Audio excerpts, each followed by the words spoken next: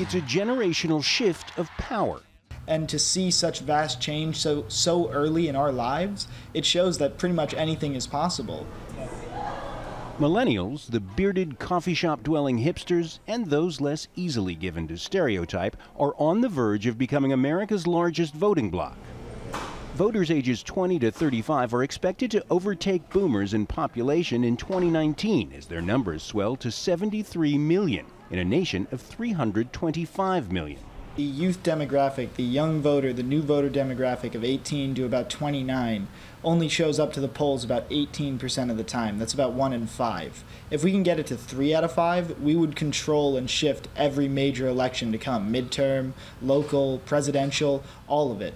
Rising property prices, mounting student debt, and lack of action on gun control and climate change increasingly have millennials leaning away from capitalism and toward European-style socialism. Your parents sold you a dream. Go to college, you can get out, get good work, provide for your family, white picket fence with a nice lawn. But that's not happening nowadays. The apparent political leanings of this generation have led to a surge in support for left-wing parties, such as the Democratic Socialists of America.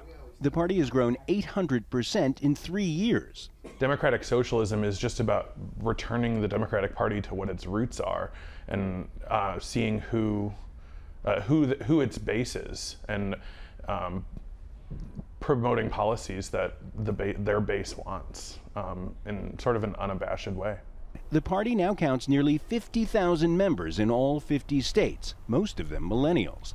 The big question for the November midterm elections, will they vote? A recent ad offers this cross-generational taunt. Dear young people, don't vote. don't vote. Everything's fine the way it is. Trump. Younger voters have always leaned leftward, but they've always been outvoted by older Americans.